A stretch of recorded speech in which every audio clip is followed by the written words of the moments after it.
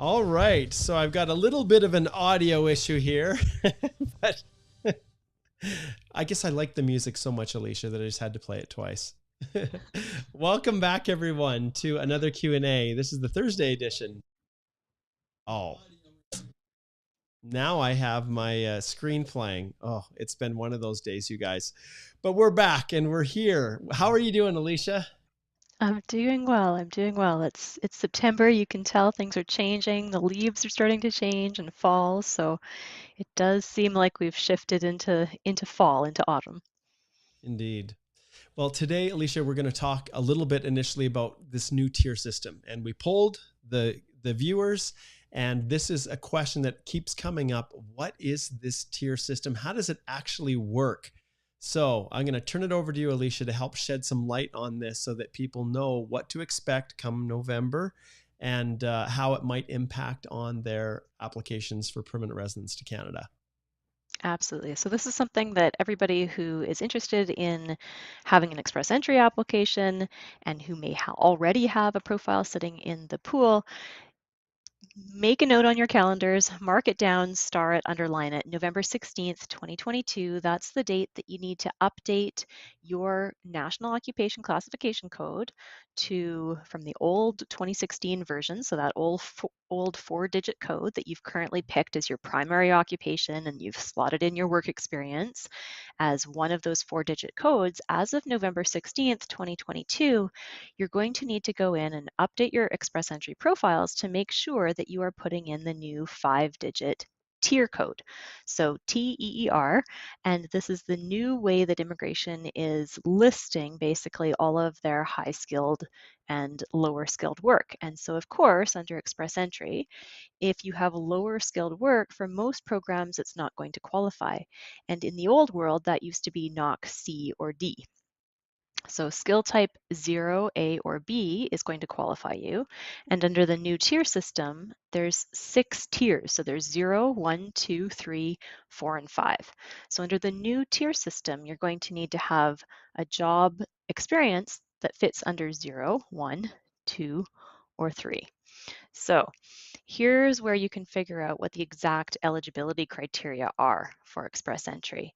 And it's really important to keep in mind that this does correspond with the way the world was working under the old system, but it's really important to make sure you're meeting those minimum eligibility criteria. So if you're looking at CEC, if you have job experience in Canada that qualifies, Canadian qualifying work experience, then which tier you fall under is going to also affect which language scores you have to have. So if you are looking at a management level job, a tier 0 or a tier 1, then you're going to need to have CLB level 7 on your language. If you're looking at a tier 2 or 3, you're going to have CLB 5. So that's important to make sure that your IELTS or CELPIP results are showing that. And as well, you have to have at least 1 year of qualifying work experience inside Canada from one of tier 0, 1, 2, or 3. So this is all for CEC. If you keep scrolling down, it's going to give you some more eligibility criteria for express entry for Canadian experience class. Yes, you've got to have at least 1 year of Canadian experience within the last 3 years, either a combination of full-time or part-time work. Keep in mind you can't count more than 30 hours of work per week, and it's got to add up to about 1,560 hours. And then the job offers for CEC is technically not required. Education, even though it says not required, of course, most people are not going to have a higher enough CRS score unless you at least have a bachelor's degree. Sometimes you might be able to figure out a way if you're fantastic in English and French, but generally this is the requirement for CEC. For TEER, if you scroll up again for federal skilled workers, so these are all the people that have work experience from outside Canada, you're, you always have to meet that CLB 7. So no matter which tier you fall under, that language requirement is going to be CLB 7 level for English and or French. In terms of your work experience, make sure, and this is where it gets a little bit tricky because now there are new occupations that are going to fall within that high skilled work category. So for people who, this could be good news because maybe in the past they had some jobs that didn't fit that they weren't able to claim under NOC C or D that now have been bumped up into NOC 2 or 3. So go back through your employment history, see what it is that you have been doing, check these NOC concordance tables, and it might be that you now are able to claim more foreign work experience, and you're going to get more points depending on how many years of foreign work experience you can claim. So you're looking at that middle category. We're looking at federal skilled worker categories, 1 year of work experience in tier 0, 1, 2, or 3. So that's what you got to make sure that you have for your minimum eligibility. If you have more years of work experience, you're going to get more points for foreign work, up to a maximum of 3 years of foreign work experience. And then in terms of the minimum eligibility, again, they're going to look back over a 10-year period. And this is where the work has to be continuous. You've got to pick what your primary occupation is going to be. And I don't know about you, Mark, but I get a lot of Yeah. questions about primary occupations. So be careful in terms of the primary occupation that you pick so that you do meet those minimum eligibility requirements. And job offers, again, it's not required, but if you do meet those selection criteria and you do have arranged employment, meaning that you have an employer who's obtained a new positive LMIA that lists you as a named employee, or in some circumstances, if you've already been working for that Canadian employer for 1 year, then you can claim arranged employment. Be careful on arranged employment. Many people get it wrong. But otherwise, you do have to have secondary education for the federal skilled worker class. And of course, if you've got more education, you get more points. If you are looking at applying with a spouse, you can get some points for your spouse's education if they have their education credential assessment as well. And then the last category under express entry, and it's probably a smaller pool of applicants, but we have the federal skilled trades positions. And so be careful again that there is a difference in terms of speaking and listening versus reading and writing. So there is a little bit more leniency in the federal skilled trades categories, but you have to fit within one of these major groups. And this is the same for TEER as it was for the NOC B occupations. So make sure that you are fitting in one of these major groups. So 72, 73, 82, 83, 92, 93, and then the 6320 for cooks and the 6220 for 00 for chefs now. So in general, everything's flipping over to TEER. TEER is just a new way of saying, well, wait a second, we've updated the NOC. We've updated the National Occupation Classification Code to this 2021 version. And that's why we have changes to how the government is viewing people's occupations. Yep. And I know, Alicia, we had, actually, I'll just flip over here. Those of you who are, want a little bit more information, we have a blog post on our website that also goes into this in depth, and we encourage you to slide over and check that out. We'll have a link to that in the description, but this goes into detail, some of the changes, how it's structured, and I don't know, Alicia, if there's any additional information you want to share in terms of some of the winners and losers of occupations. Yeah, if you keep scrolling down in the article here, it does go through which occupations become eligible, and they're listed here. And the NOC codes are also listed on the website as well. So these people now will be able to claim points. So if you have an occupation in the past that you would like to rely on for some foreign work experience, well, now you'll be able to do that. One thing that we've talked about a lot, Mark, is if you're magically creating jobs and adding them to your express entry, especially after you've received an invitation to apply. So in those circumstances, we'd recommend you book a consult because you really want to make sure, and this is all going to only happen after November 16th. So you're not eligible to add these jobs until November 16th, 2022. But think about it now. Start to prepare now that if you know that you were a transport truck driver, for example, and you could never claim that experience before, start contacting your employers, start trying to find your pay stubs and your tax records, start asking for employment records or a letter of reference from your employer so that you can be ready when November 16th rolls around and you can update your express entry profile and be certain that you are properly claiming your foreign work experience points. Yeah, exactly. And then these are some that are not as lucky. Yeah, so these are ones that have fallen off. For in general, under Express Entry, it's the top three. So other performers, program leaders and instructors in certain types of recreation, sport, and fitness. And then, yeah, we've got some actors and some specific jobs under Express Entry, or sorry, I've got dressmakers. There we go. I couldn't figure out Yes. what that second word was. Yeah. Um, so, these are furriers and these are very specific jobs, Yeah. but in That's quite, general, yeah. there's not many that have fallen off No. federally. Yeah. It does affect the Atlantic Immigration Program provincially for some of the PNPs. And the link above that we have in our blog site also talks about, you know, TEER is going to affect everything in immigration, not just Express Entry.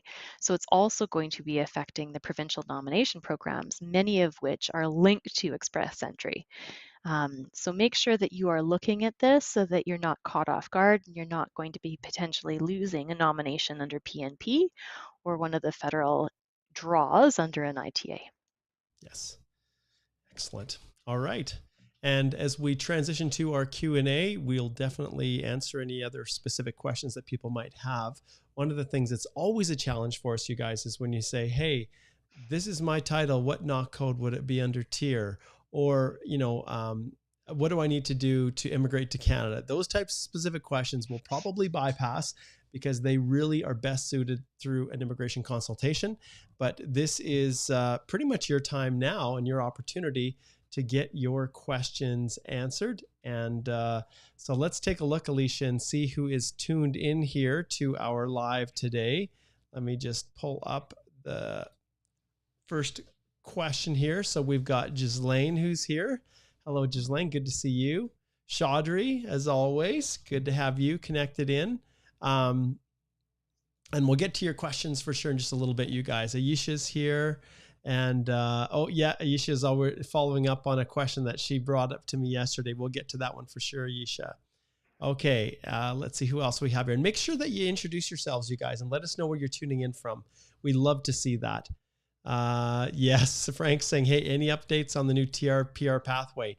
I have not seen anything yet, but if you guys see anything, please let me know as soon as you possibly can, and we will dive right in and take a look at what this potential new program might look like. But I think it may even be today, Alicia. I'm trying to remember what the deadline was for the minister to make that announcement. All right. I think technically it's next week, so we'll see. Next week, yeah. Was it the 13th? I'm trying to remember. I think it was, somewhere around there. Yeah. All right. So we've got Elizabeth. Good to see you, Elizabeth. And Amy says, good morning, Mark and Alicia submitted the passport for stamping today. That is awesome. We'll give you some applause there.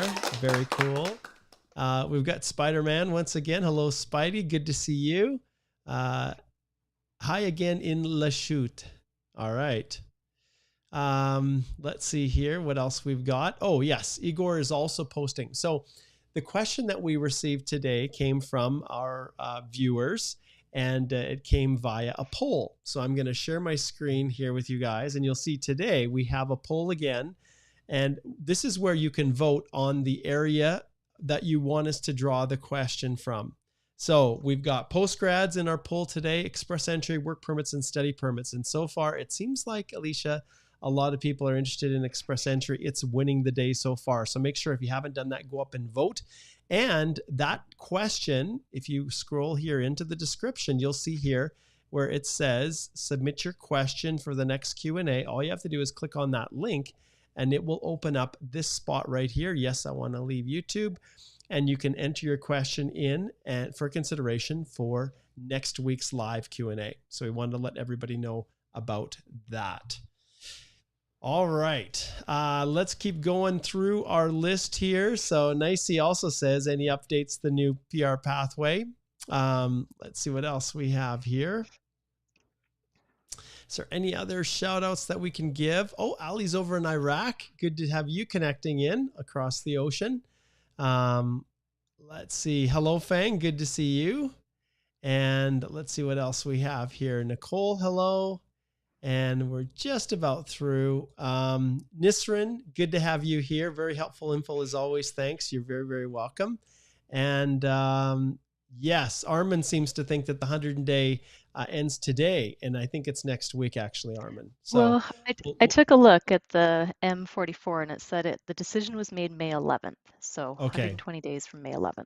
Yeah. Okay. So we've got the 11th. Okay. All right. Elizabeth says, can we get a better understanding of the NOC code and the TEER with your online course? So Elizabeth, at this stage, until we know exactly how it's going to play out with Express Entry, the changes, how they're exactly going to be adjusted. The videos will continue to remain as the 2016 4-digit code.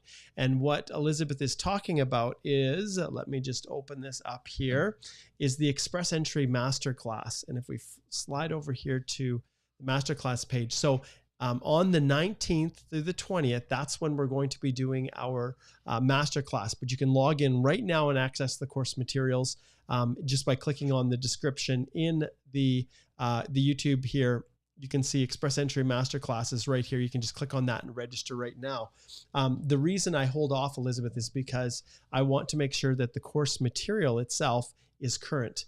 And at this stage, there'll just be a little bit of speculation going on. I don't want to speculate until we know exactly how Express Entry is going to change or be transformed once TEER goes live. It may be that it just opens up room for 5 digits, right? That might be the only change that's associated with it. And it may be nothing more than that. But ultimately, the same principles in terms of the job descriptions and being able to demonstrate that you've performed a substantial number of those duties within the NOC position profile, and that matches up with your job description. I can't see any world where that's not going to change. That's baked right into the legislation, but we'll just have to see how it plays out. But one thing's for certain, Elizabeth, I will definitely have future courses and make those updates when they come. And we will be talking about it nonstop, really leading all the way up until November when the changes come. So make sure you always head back to our website, and the resources that we have here are really, really good. So make sure that you review these blog posts, because there's a lot of detail in there, and it's all designed for you guys to get the information that you need. All right. Okay, let's see what else we have here. Peter, good to see you connecting in. Joyce is tuning in from Nigeria. Great to have you here, Joyce. Okay, all right. I don't know if there's anything else, Alicia, that you want to chat about before we dive into more of the Q&A portion. Any other items that you wanted to bring up, or you think that would be important for everybody to know or pay attention to?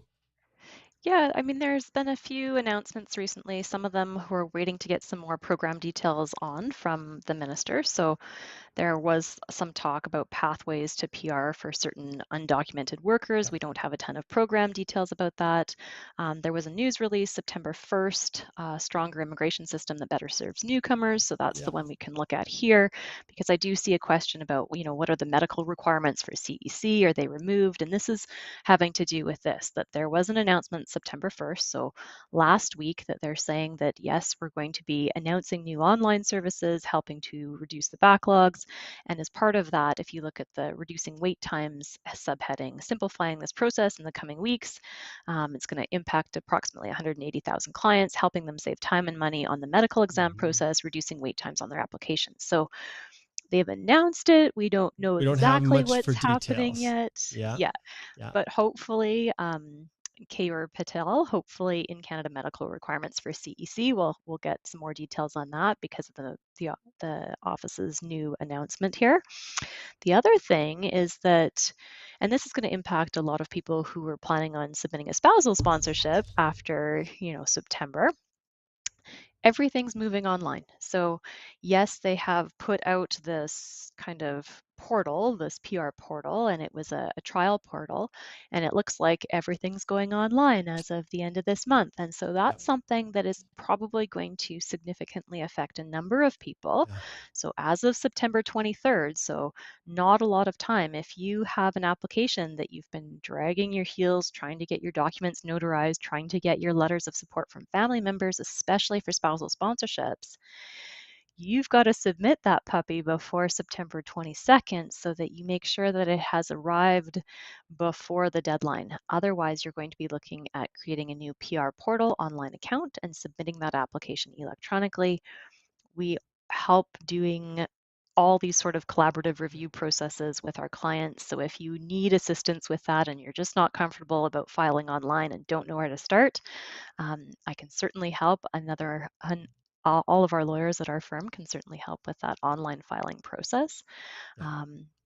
Also, hopefully, they're going to be providing better information to clients. That's one thing that many applicants are, for sure upset about, the fact that they don't know what's happened to their application. There's just not enough information. So most of the requirements, most of the reason the web form's getting bogged down is because people are saying, what's the status of my application? Well, the government's going to be implementing an application status tracker. So hopefully you can just log on to your own IRCC account and you can see how far along your application is.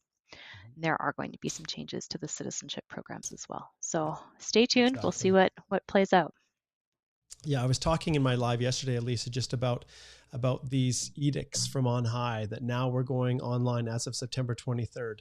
My goodness, like I just think these things are reckless. They're politically motivated, and it's meant to placate people who are freaking out because their applications are not processed. If they would spend more time just assigning officers to process files instead of making big announcements, I think people would be a whole lot more pleased with the result. And even in this world, when you're forcing all of the applications to go online, when right now the system is glitchy, there are problems with being able to access it, and then forcing everybody to do it all by September 23rd, well, heck, they've got a bunch of new officers that still don't know what's going on. So it's going to be really ugly. And like I said, we're here to help, as you've indicated. And we've been through this rodeo before. And those of you who are struggling, remember, we're always here to lend a hand and to assist. All right. Moment of truth. Let's slide back here and we'll dive into some questions. So you guys make sure when you post your question, put a Q in front of it. Then I'll know it's a question and not just you guys talking amongst yourselves, which I've seen.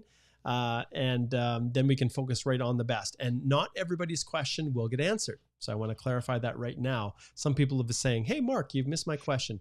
If the question is not of general importance, that's going to benefit not only the people that are watching live, but the thousands that watch this after as a recording, then we try to focus on the questions that are going to be of most benefit to the most number of people. If your question is too specific, then we don't provide free legal advice here on the site. What we're providing is information and direction and knowledge in terms of the way the immigration programs are working and general interpretation. We provide that with respect to the various types of visa applications. But when it comes to how do I immigrate to Canada, that is best suited by sliding over to our website right over here and clicking on Speak to a Lawyer, where you can then choose which lawyer you'd like to book a consult with. And I'm amazed, Alicia, like consultations have been extremely busy for me over the last little stretch here, to the point where I'm going to have to start thinking about how I'm getting the regular work done. And so, clearly people are interested in moving forward with all of this stuff now. And it's exciting times. Like in the next couple of days, we're going to find out what happens with the international students and if they have a real meaningful PR process, how closely it mirrors the TR to PR pathway. One thing I think if people are asking, what do you think about the TR to PR? They asked me this yesterday. What will it look like? Well, I shared with them the submission that we did with the Canadian Bar Association to the minister. I think it was last April or maybe it was even March. I can't remember, February maybe. And just on some of the proposals that we recommended the minister consider. But one thing I don't think there's going to have is a path like it was before for international grads, where you could qualify even while you were a student. I think for the most part, it's going to be people that have transitioned to postgrad work permits and then have the Canadian work experience and then have the ability to transition. At least that's my thought. That's my belief, but we will see. And the moment we hear anything, and once again, share, post a comment, because I'll pull it up right now on the screen and we'll talk about it, but likely not for a couple days. So we'll see how that plays out. Okay, we get this one all the time. Chaudhry says, how much time is required for a criminality check? So paper-based application. Uh-oh. So it really depends, Chaudhry, where you've traveled, how long you've lived in other countries for 6 months or more. And so if they do have to do significant background checking, if you've lived a number of places in the world, or if you've lived in a place where it's harder to get records, there's not as robust an information sharing system between Canada and the government of that foreign country, it can take for sure longer. And so it's very, very difficult to give any sort of ballpark processing times on that. IRCC also says it really depends upon which countries you've lived in and how difficult it is to extract that information from those countries. Paper-based applications do generally tend to have longer processing time than the express entry linked applications. All right, let's go to our next question. This one is from Ghislaine. And the question is, I applied for express entry in March under the PNP. It's more than 6 months. When can I receive the passport request? Can I apply? So that was question one. So I'll address that one. So Ghislaine, you can see, you can go, anyone who's asking processing questions, I'm not going to pull them up anymore, but we've talked about this a little bit previously. And all you have to do is just search IRCC processing times.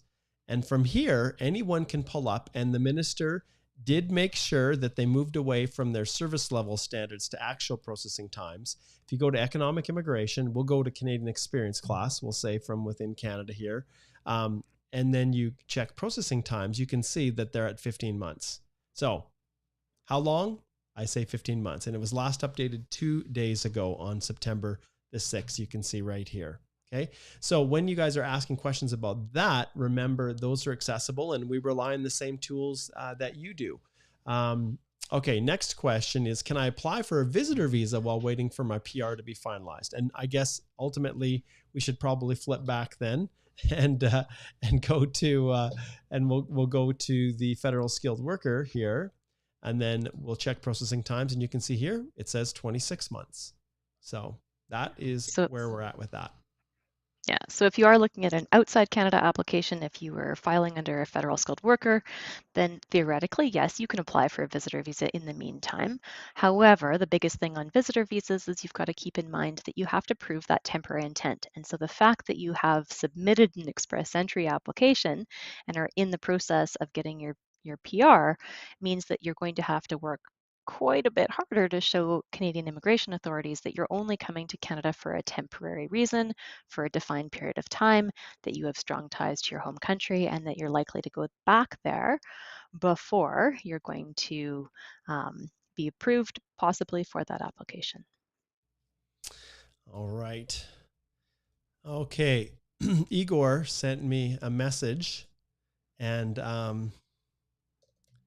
let's see if we can pull it up. This is kind of fun when we have, well, it's not fun, but let's see if we've got something. Oh, I don't even see anything here. Okay, well, anyways, Igor said, for those of you who are in England, he said the Queen passed away. So Queen Elizabeth, there you go. So that's a sad moment for us as Canadians. And yeah, so Igor just sent that little message, and I was quite surprised to see that. She seemed like she would live forever. Anyway, so I saw the article this morning saying that, they were worried, and she was she was with family and people were coming back to see her. And it is kind of amazing that she's been a monarch for over 70 years, right? So just that level of insight into world events is pretty remarkable. Yeah, indeed. Okay, little sidetrack there, you guys. But yeah, our hearts go out to those over there on the other side of the world. Let's see. All right, next up.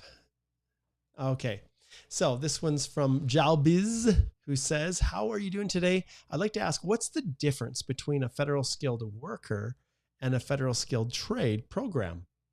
Mm-hmm. And in a way, we've touched on it briefly at the beginning, but what's the difference just at a high level, Alicia?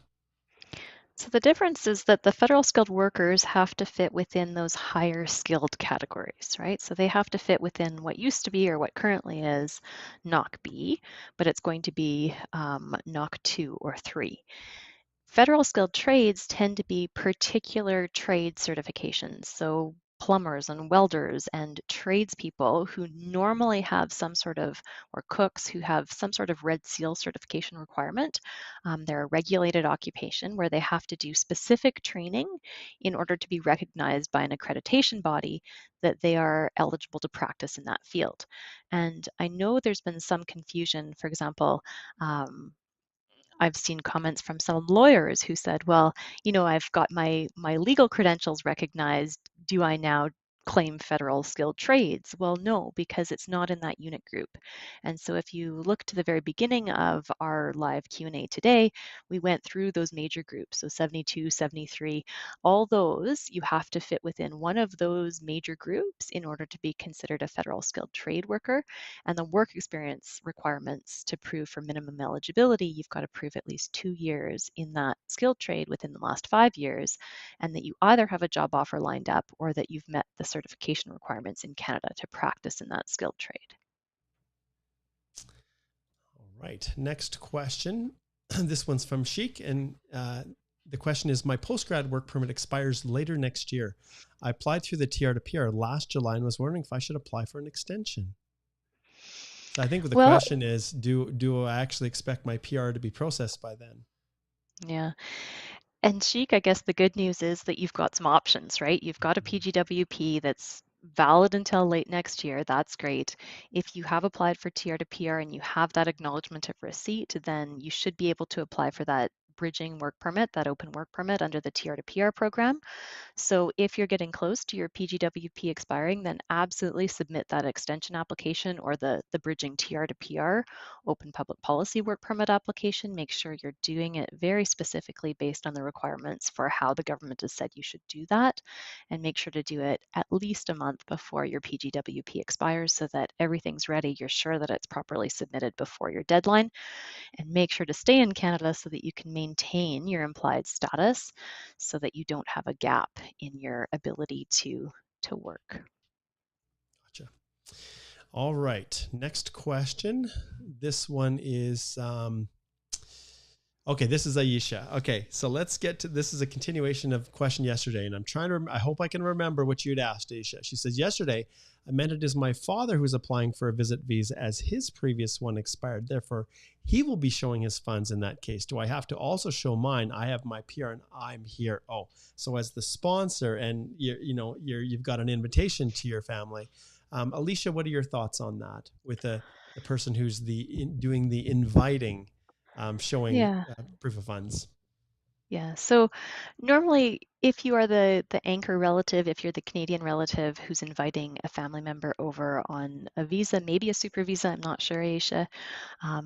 If it is a super visa, then you would have had to show your funds for sure. If it's not a super visa that your parent is applying for, it's just a regular old multiple entry visa or maybe a single entry TRV, then you need to show that you will be able to support them while they are here for the duration of their visit. And so maybe you'll have to show employment income. If you've been filing Canadian taxes, you can prove that through your notice of assessment or your Canadian tax return, or maybe a letter of employment from your current employer, bank account balances. All those things help to show that when your parent comes, they will be able to stay with you and that you have enough money to be able to support their stay.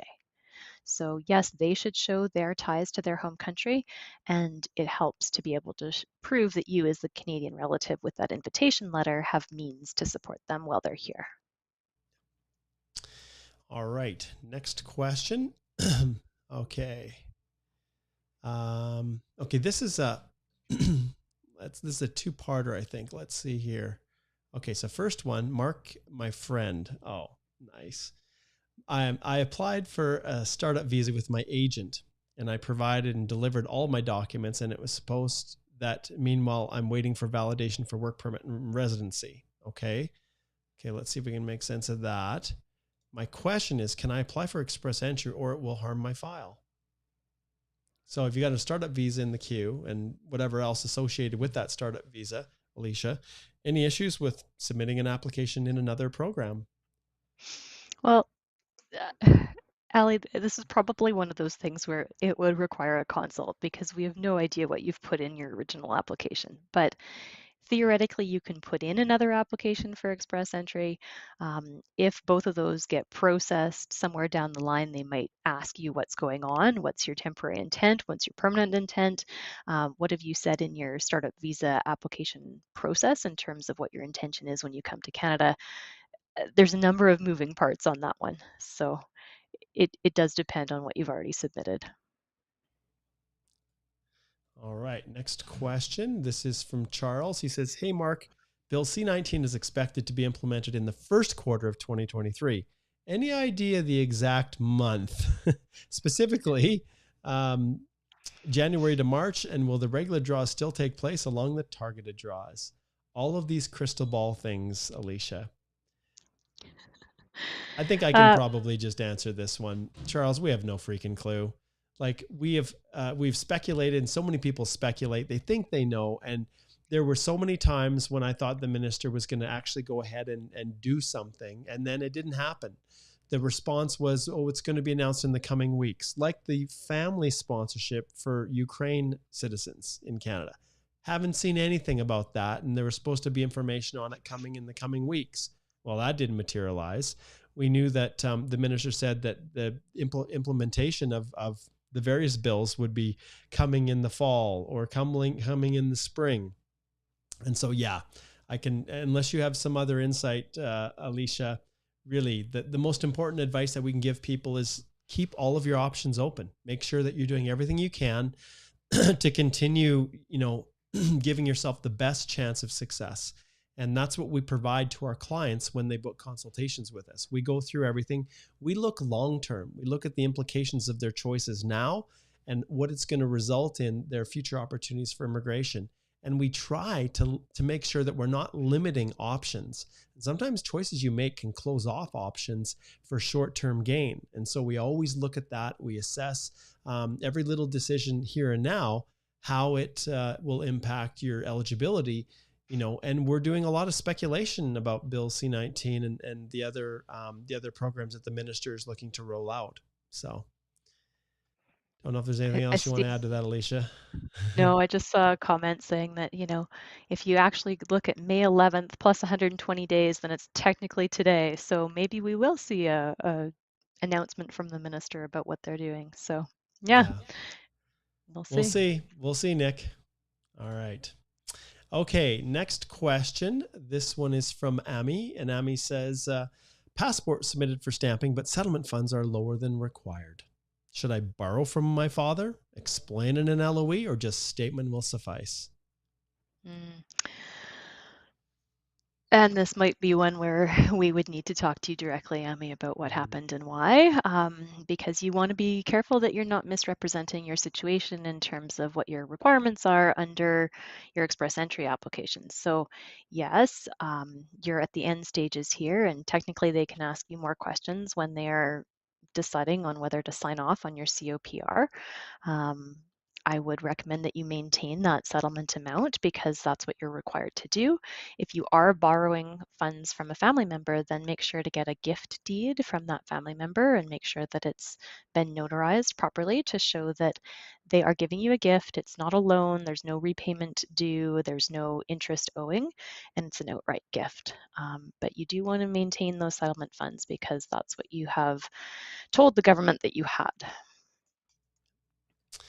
All right. This next one's from Maxwell. He says, why do the consulates refuse international students a study permit when they've probably met all the requirements? I love probably, but yeah.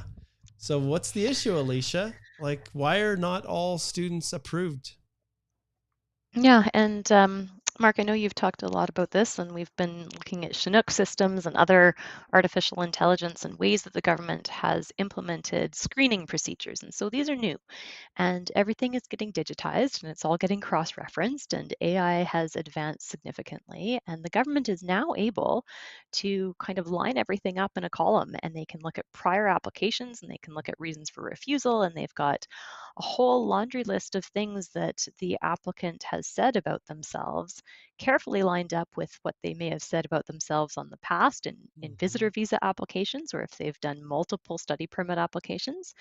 Take a look at the blog article that I wrote about what are the top 10 reasons for a study permit. Refusal. Why are people getting refused? And there's some common themes, right? There's some things to look out for. Yep. If you haven't been studying for a long time, if you've all of a sudden changed your program, if you had really poor marks, if your language skills in English are low, or French, if you're going to a French speaking university, if you don't have enough finances to show that you can support your studies, if there's local programs available and it doesn't make sense for your career progression, there's a number of things that they look at, including what your ties are to your home country. So be careful with those study permit applications. It's really important to get it done properly the first time, because otherwise it's an uphill battle. Yes. Next question is from Saksham, and maybe I'll tackle this one. He says, I have 1 year, 5 months of Canadian experience, out of which 3 months was remote outside Canada. How do I let IRCC know? Will they themselves remove 3 months, as my experience will still be over a year? So yes, Saksham, you've properly identified the fact that if you're outside working remotely, that you can't claim that as Canadian work experience. And so the system is a stupid system. So essentially, when you complete your profile and you enter your work history, if you just list your work experience as being that 1 year, 5 months, and the location is in Canada, then yes, it will give you credit for those 3 months, even though you were outside, even though maybe you listed in your travel history, if you received your ITA or your personal history that you were working outside, the work history only interprets the information that you put in. So often what I'll do is I'll break it into 2 pieces. And so if there is the 3-month gap in between there, then I'll have 2 entries, one for the time that you were in working in Canada, then a separate one for when you returned after your 3 months away. And then that way the system doesn't make any mistakes. And the reference letters where I clarified that, yeah, I was working remotely for 3 months during that time. I don't know, Alicia, if you have anything else to add, but that's basically how I do it to work around that issue of getting more credit for work. And yeah, if you've got your 12 months, then, clearly you've got lots of time. And so losing that 3 months won't impact. Yeah, it is really important that you're not in a situation where immigration can say you're misrepresenting, right? You don't want to claim that entire period continuously as your work experience if 3 months of it you weren't working inside of Canada. And so do break it up, make sure that you clarify this was the time that you're counting on, and qualifying points, those are the points that you're relying on, and you can put that in your letter of explanation. But your employer letters of reference also should be clear, just like Mark said, that Yeah. those periods you were still employed, but not within Canada. Yeah. Amy says, thanks for the insight. I'll book a consult. And really, Amy, it probably makes sense for you to do that so that we can canvass everything. It's just not possible to adequately provide proper legal advice. Not that we would anyways in the context of these Q&As. All right. Okay, next question. This is from JMC. Hello, Mark and Alicia. Greetings from Dubai. What about age CLB7 in both English and French with IELTS and TEF? Are there any changes on those? Thanks and have a great day. And I think what they're talking about is, the TEER, and in the context of that discussion, is there any other changes that we're expecting? And maybe Mark, you can flip back to that first link that we had pulled up on the screen. But basically, this is where you can go back to the blog. The link is in there also, but there you go. You can take a look, and I'm not sure if you're looking at CEC or FSW, but if you are looking at FSW, English or French, it's got to be at CLB7. And when we say CLB7, it means Canadian Language Benchmark. And so there is a concordance table that will look Let's at see the if we can TEF find it. scores. Yeah. So IELTS or TEF is going to have a concordance table under the express entry equivalency charts. Here we go. That's going to say what CLB level that corresponds to. And so you can go through and take a look at your scores to try to figure out, okay, well, for TEF, you're looking at a 7. And so those 7 scores, you can look at your concordance table, and it gives you the breakdown for each reading, writing, listening, and speaking. Same for IELTS.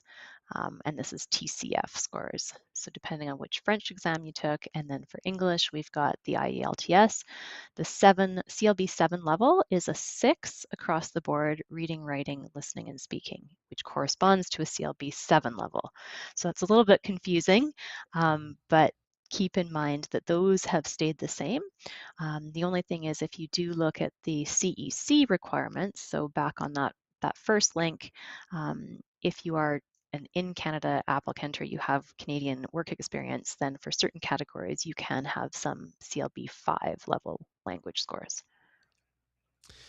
Okay, next question is from Nicole. She says, can a spouse of an international student apply for an open work permit based on the new public policy work authorization email?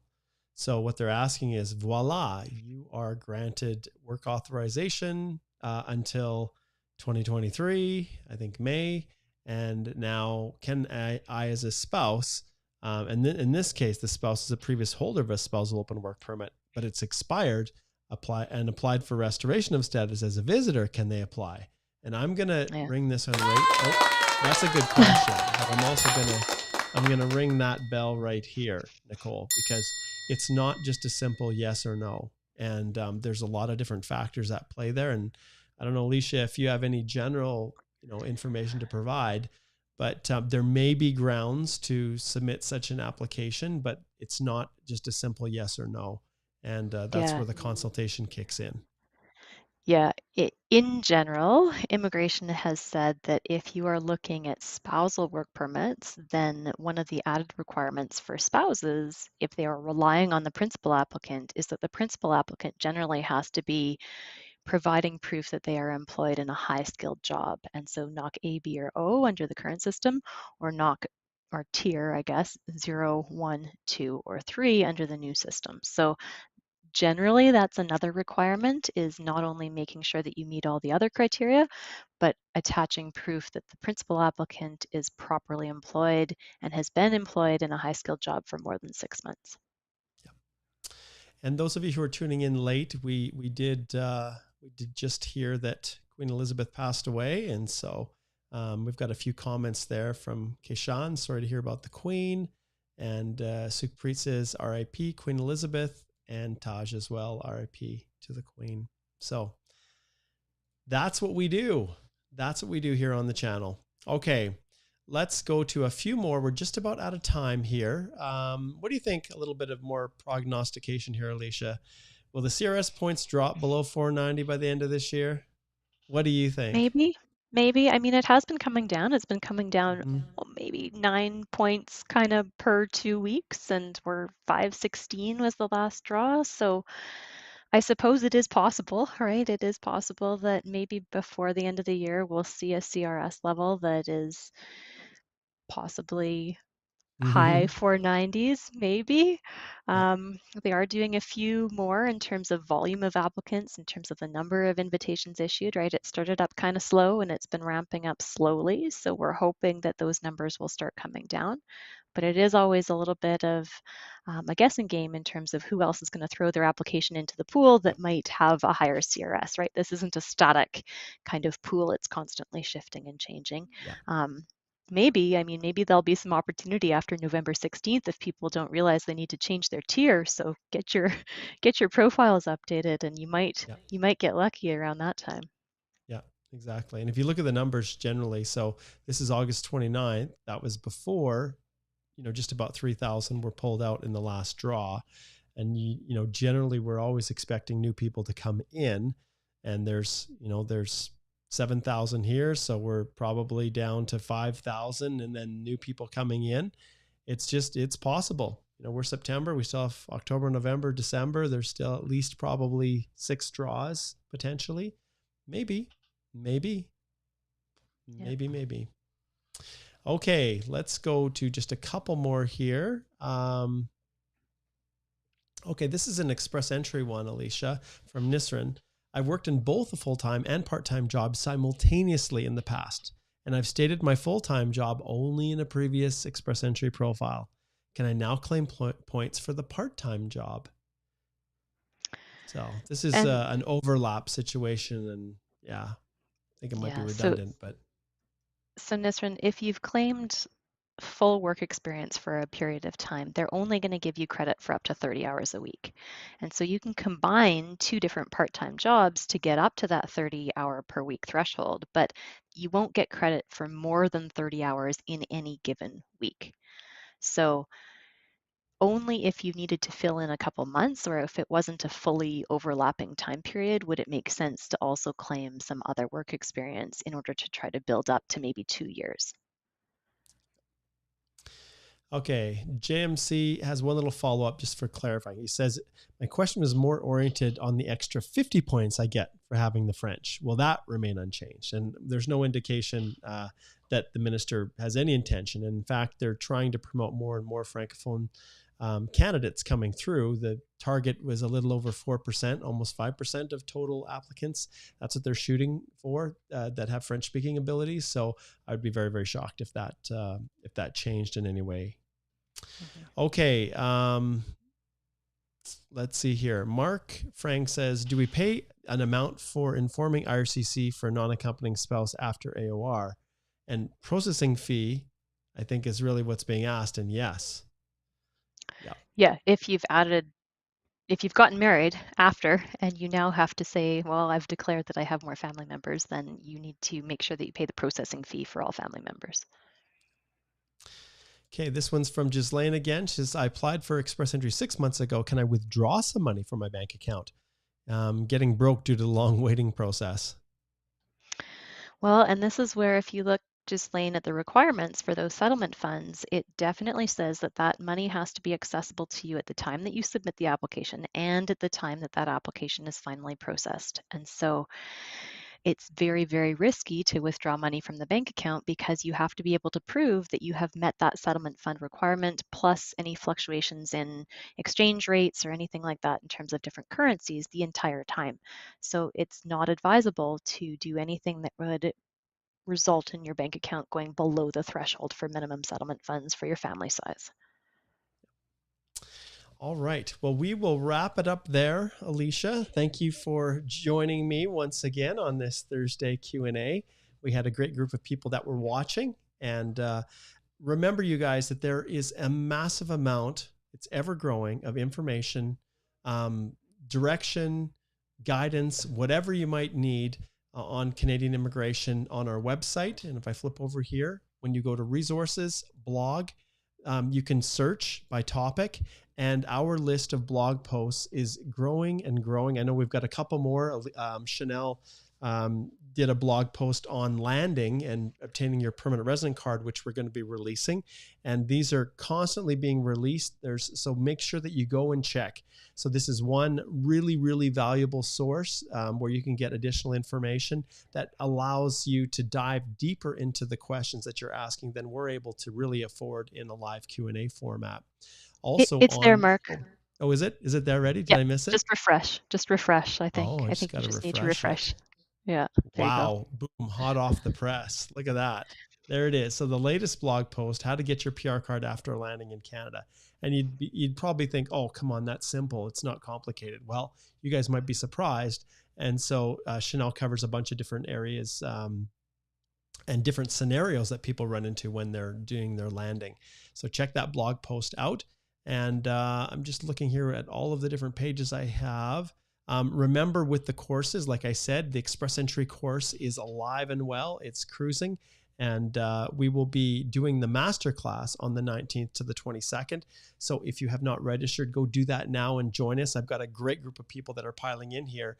And the interesting thing about the masterclass is there was a question that someone asked earlier today about whether or not we would be covering the TEER system in the course. Well, the reality is the materials are not going to get updated until it actually is the new process. So I don't update anything until I know for sure what it is.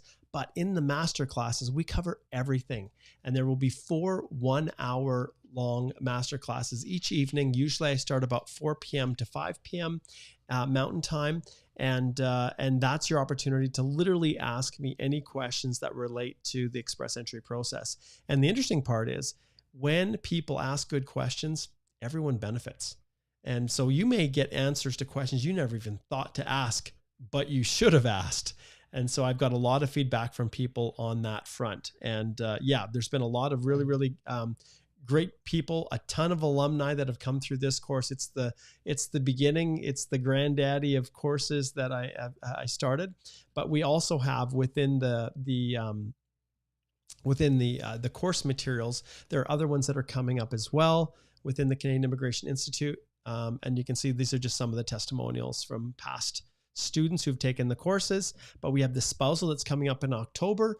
And Alicia and I know you spouses don't go very fast. You take your sweet time because we represent you. So those of you who are interested in sponsoring a spouse, maybe you listed your spouse as non-accompanying and now you're looking at immigrating to Canada, or bringing your spouse and sponsoring them to join you as an immigrant in Canada. This masterclass starts October the 17th, but you can go in right now and subscribe, and the material and everything is available for you to go through. And then when the master classes come, you are ready to get all of your questions answered. So that one will be coming up, and there's always consultancy, ICC, CPD accreditation associated with these. And we've got some other ones as well. We've got our post-grad extension, and you guys have until December the 31st to get this one submitted if you have not yet filed. And then, like I said, there's the express entry course. We have an LMIA course. And of course, those of you who are going through the QUET, there's a course that's free for you to figure out and navigate your way through. Although most people, I think, have probably taken advantage of this one already. And the PR card renewal was flipping back and forth and back and forth.